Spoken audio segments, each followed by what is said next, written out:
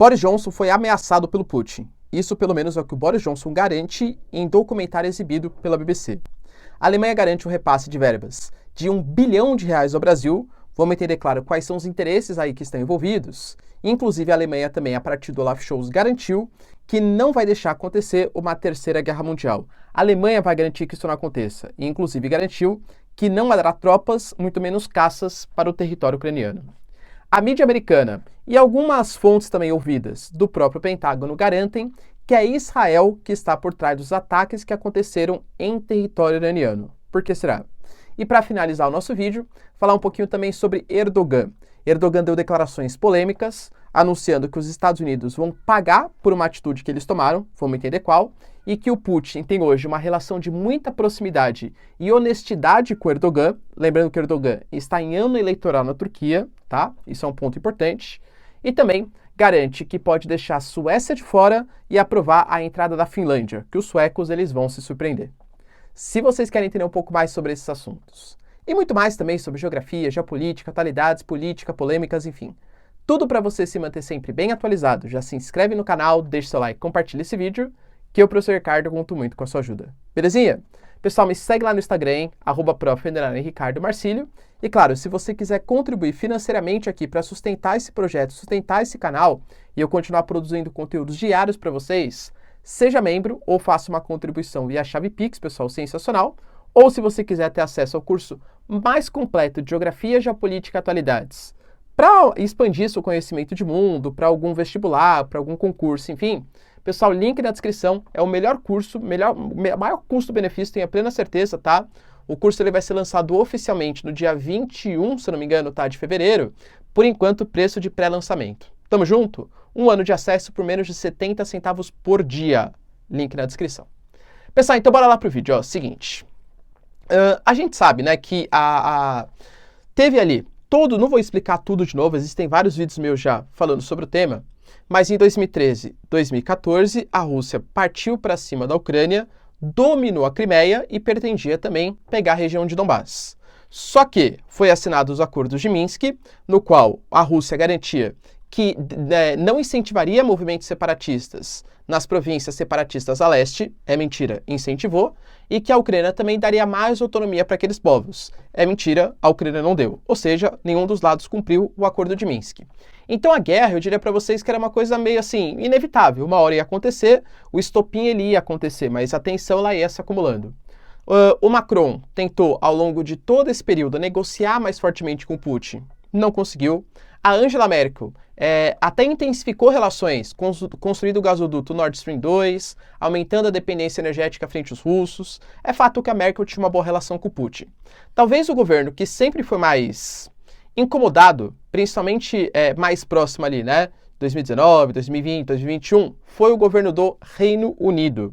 E o Boris Johnson talvez seja essa figura mais polêmica de todas. O Boris Johnson, ele foi eleito num contexto, né, que a Theresa May estava saindo do poder, muito criticada, aí vem um cara ali mais fanfarrão, mais que fala tudo, era um cara totalmente pró-Brexit, falavam que ele era o Trump britânico, né, pelas semelhanças físicas, enfim. Então ele é um cara que falava muito mesmo, né, o cara, falo mesmo, tal, sou bastante espontâneo, digamos assim. E diz ele, numa entrevista, né, para a BBC, para um documentário, que ele estava ali telefonando por Putin e estava reclamando das concentrações que o Putin estava fazendo próximo das áreas da Ucrânia. A gente sabe, né, pessoal, próximo ali da fronteira com a Ucrânia, com a Rússia, com Belarus, exercícios, por exemplo, acontecendo na área da Crimeia, que tinha sido invadida em meados de 2014. Então, alguma coisa próxima ia acontecer. Segundo o Boris Johnson, ele realizou um telefonema ali para o Putin e que ele estava falando, olha, Putin, não precisa se preocupar, a Ucrânia está muito distante de entrar para a OTAN, a Ucrânia não vai entrar para a nossa aliança militar ocidental e você não tem motivos para invadir o território ucraniano. O Putin disse que ele prometeu que não ia invadir, só que segundo os dois foi quase que... Segundo o Boris Johnson, tá? Essa conversa não é confirmada pelo Kremlin. O Boris Johnson disse que a promessa de não ocidentalização da Ucrânia era uma mentira e o Putin sabia. E o Putin falou que não ia invadir e também era uma mentira. E ele também sabia que era uma mentira. Era um jogo de poder ali, um mentindo para o outro e o outro sabendo que o outro estava mentindo, né? Basicamente essa ideia. E que depois de várias conversas acontecendo, o Putin garantiu, falando, Boris, eu não quero te machucar, mas com um míssil só leva 1 minuto. Segundo Boris Johnson, ele até pediu para o tradutor ali simultâneo, né, repetir novamente o que tinha sido falado e realmente foi aquilo que ele falou. O Boris Johnson disse que foi numa situação de descontração, numa brincadeira, mas que de fato ele foi ameaçado. E lembrando que as relações entre Reino Unido e Rússia não estavam muito boas, porque em 2019 a gente teve o envenenamento do Sergei Skripal, que era um ex-espião russo que foi morto em solo britânico. A Rússia até hoje nega, mas os agentes tóxicos que foram encontrados no corpo dele eram agentes da ex-União Soviética, né? Ou seja, há indícios, a Rússia diz que não, que foi um ataque, né, meio que de bandeira falsa, tal, produziram o negócio para culpar a Rússia. Porque na época, vários embaixadores russos foram tirados, a Rússia sofreu uma série de críticas, tal, né? A Rússia nega que tenha sido ela. Mas, então, o Boris Johnson ele foi ameaçado pelo Putin. Se de fato isso é verdade ou não, pessoal, a gente não sabe. O Peskov, que é o porta-voz do Putin, negou, falou que não passa de um devaneio do Boris Johnson, e o Boris Johnson é meio fanfarrão mesmo, né? A gente sabe, de novo, não quero aqui passar pano pra ninguém, né? Na geopolítica não existe bonzinho. Mas o Boris Johnson é o mesmo que mandava os outros ficarem em casa em plena pandemia e fazia festinha no dia da morte do príncipe Philip, por exemplo, ex-marido da rainha Elizabeth, percebe? Então, da mesma hora que o Putin também não seria uma pessoa muito confiável. Então, assim, o que eu tô falando é, se de fato isso aconteceu ou não, o Boris Johnson fez para colocar uma imagem mais de maluco no Putin, enfim, isso é uma coisa que talvez vai ficar para os anais da história, não há comprovação por meio do telefonema, pelo menos. A Alemanha garantiu um repasse de verbas, que é em euro, claro, né? Mas transformado em real, fica na casa de 1 bilhão de reais. Tudo isso para preservação ambiental. Lembrando que o Olaf Scholz, ele vai ser recebido hoje pelo governo brasileiro, tá? Eu estou gravando o vídeo antes de ser recebido, então possivelmente amanhã, né, eu vou trazer para vocês quais foram as novidades. Mas ele acabou de passar pela Argentina e pelo Chile também, se reunindo com o Boric e depois com alguns empresários na parte da manhã, tá? Essa proximidade que a Alemanha vem tendo, eu já falei para vocês no vídeo de ontem e anteontem, e a própria Bloomberg referendou. A Alemanha está querendo fazer o que aqui na América Latina? Nossa, como eu amo os latino-americanos. Vamos ajudar vocês a se desenvolver e tal? Claro que não, né? Todas as nações não têm amizades, têm interesses geopolíticos. A Alemanha, com as suas montadoras, Volkswagen, a Mercedes, a BMW, está muito interessado principalmente no lítio. E a gente sabe que a América do Sul hoje, a Bolívia é a principal reserva, né? Mas você pega a Argentina, outros países, concentram 60% do lítio que é conhecido no mundo. Além de outros recursos minerais, o Chile com o seu cobre, por exemplo, a Argentina com a prata, o Brasil liderança mundial do ferro. Então existem interesses da própria a União Europeia, da Alemanha, que é representante da União Europeia, em estabelecer laços mais fortes com a América Latina, que nos últimos anos foi muito cooptado pelos chineses. A China vem investindo cada vez mais, expandindo os BRICS, prometendo colocar Equador e Argentina, por exemplo, na nova Rota da Seda, com investimento na casa dos bilhões de dólares. Então é claro que a Alemanha hoje, representante da União Europeia, busca reforçar esses laços de amizade, tá? A questão é, esse 1 bilhão que vai vir, ele vai vir com uma série de questões, né? Estou até colocando aí para vocês quais são as áreas que vão receber os investimentos. Se for isso que está declarado, a gente sabe que estados, governos, negociam muito debaixo dos panos. Pô, galera, é perfeito. A Alemanha, ela quer estabelecer uma relação de boa vizinhança, digamos assim, ajudando na preservação ambiental em troca de uma parceria para futuros acordos de minérios e coisa que valha. Legal. O Brasil se aproveita, a Alemanha também se aproveita.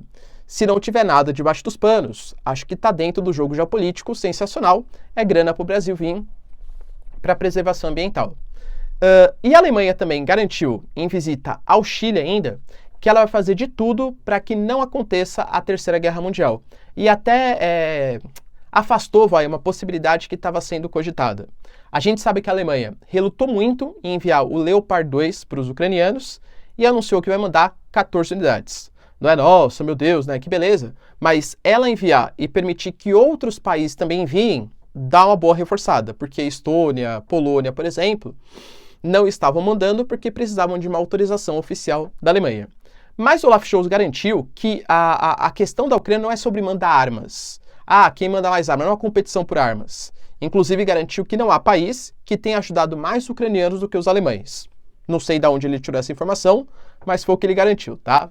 Além de tudo, garantiu também que caças não vão ser enviados para os ucranianos e nenhuma tropa alemã vai pisar em solo ucraniano, porque a Alemanha não quer estabelecer um ataque à Rússia. A Alemanha quer resolver a situação de maneira diplomática. Acho complicado depois de ter fornecido os Leopard 2, claro, tá? E aqui não estou entrando na questão se está certo ou não usar os ucranianos, ajudar os ucranianos. Mas mandar, galera, o tanque vai ser utilizado para ataque. Convenhamos que isso não é muita diplomacia, claro, entendeu? Ah, mas não tem que ser... Isso é outro papo. Mas que não é diplomático, não é, tá? Então, digamos assim, parece para mim, tá? A opinião que... A forma como apareceu o Olaf Scholz é que ele está tentando passar ali panos quentes, sabe? Olha, eu enviei, mas eu prometo que não vou enviar caças. Eu prometo que eu não vou colocar tropas, eu prometo que eu vou fazer de tudo para resolver a situação de maneira diplomática. Mesmo depois de ter utilizado, ter mandado, autorizado os tanques mais modernos da OTAN no momento. Os mais fáceis, o melhor custo-benefício para lutar no território ucraniano, tá? Então, assim, a Alemanha, pelo que me parece, está tentando fazer uma política de boa vizinhança, né? O Boric, inclusive, presidente do Chile, garantiu que também vai ligar para o Zelensky, só que não para ajudar a Ucrânia com tropas, armamentos. A Argentina se negou, o Brasil foi pressionado pelo Macron também e falou que a luta do Brasil, não a guerra do Brasil é contra a fome, né? Então esse jeito aí de falar, mas não vai ajudar os ucranianos. Enquanto isso, também, o Boric possivelmente anunciou que vai ajudar a desminar o território ucraniano e que também vai lutar pelo multilateralismo ali na região. A mídia americana, e isso me preocupa bastante, tá? Está dando como certo que o ataque que foi realizado ali no território de Isfahan, na porção central do território iraniano, foi pensada por Israel, que Israel que teria feito esses ataques, tá? Se de fato foi, perguntado para Israel, Israel não comentou sobre o fato, apenas falou, o porta-voz do exército israelense, que eles têm uma política preparada caso a questão com o Irã de não desenvolvimento de armas nucleares não seja resolvido por meios diplomáticos, dando a entender, e já foi falado no passado também, que Israel atacaria o Irã caso o Irã estivesse desenvolvendo armas nucleares. A gente sabe que o Irã está desenvolvendo armas nucleares. Isso já foi falado, inclusive, pelo chefe de governo do país. Israel mudou radicalmente a sua postura desde a última eleição do Benjamin Netanyahu para uma postura mais belicista. Fez o ataque, por exemplo, contra membros da Jihad Islâmica. Segundo alguns palestinos, respeitou os direitos humanos também na região da Cisjordânia. Então, aparentemente, está se tornando um Estado mais belicista. Pode ser que tenha sido, claro, Israel. Só que, ao mesmo tempo, a gente sabe que o Irã colaborou muito, por exemplo, com os drones que são utilizados pela Rússia. O Irã acabou de fechar um acordo também de 30 anos de cooperação com os russos. Então, dá a entender, os Estados Unidos garante, tá? Eu não tenho a mínima participação nisso. O Pentágono se pronunciou, falou que não tem participação nos ataques que aconteceram, mas que possa ser uma proxy war com os Estados Unidos em parceria com Israel, motivando esses ataques. Como o Irã vai responder a isso, não foi declarado, mas a gente sabe que o governo iraniano não deixa as coisas sem resposta, tá? A escalada, eu falava para vocês, tá, no começo do ano, muito possivelmente o próximo conflito mais grave que vai acontecer em 2023, ou vai ser China e Taiwan. Xi Jinping prometeu sim que vai atacar posições em Taiwan, é uma das promessas para esse novo mandato, ou Israel e Irã, tá? Irã fazendo sua arma nuclear e Israel com uma política mais belicista, tem tudo para dar errado. E para finalizar aqui o nosso vídeo, Erdogan. Recep Erdogan, presidente da Turquia, que está em ano eleitoral, no momento em que a inflação está muito alta, ele está mantendo a taxa de juros baixa, de maneira proposital, colaborando para ainda mais a perda de valor da lira, vai enfrentar uma eleição. Ele está há 20 anos ali no poder, né? E ele deu algumas declarações polêmicas. Falou, por exemplo, que os Estados Unidos vão pagar por tudo que estão fazendo contra a Turquia, alegando que a compra dos caças F-35 e F-16 por parte da Turquia não foi respeitado por parte dos Estados Unidos. A Turquia teria gasto 1,4 bilhão de dólares para comprar esses armamentos, só que em 2019 eles também compraram um sistema de defesa aéreo da Rússia. E aí os Estados Unidos, alegando que a Turquia não poderia jogar esse jogo duplo, cancelou a venda, na verdade está parado no Congresso, mas o Congresso possivelmente não aceitará vender esses caças para os turcos. Erdogan considerou que isso é uma traição dos Estados Unidos. Ao mesmo tempo, considerou que hoje a relação com a Rússia está das melhores, inclusive garantindo que a relação entre Putin e Erdogan é uma relação de honestidade. Criticou muito a postura, inclusive, do Ocidente, alegando que eles não querem estabelecer a paz, mas sim minar o avanço dos russos. Falou, por exemplo, que um acordo sobre a exportação de grãos do Mar Negro foi feito mediado pela Turquia, porque se fosse pelo Ocidente, ia só mandar armas, etc., para acabar com os russos. E para finalizar ainda, polêmico hoje, hein? Falou sobre a questão da Finlândia e da Suécia. Dois países que estão pleiteando a sua entrada para a OTAN, mas sabe que na Suécia, na semana passada ou retrasada, algumas manifestações contra os turcos pegaram inclusive Alcorão e queimaram em frente à embaixada.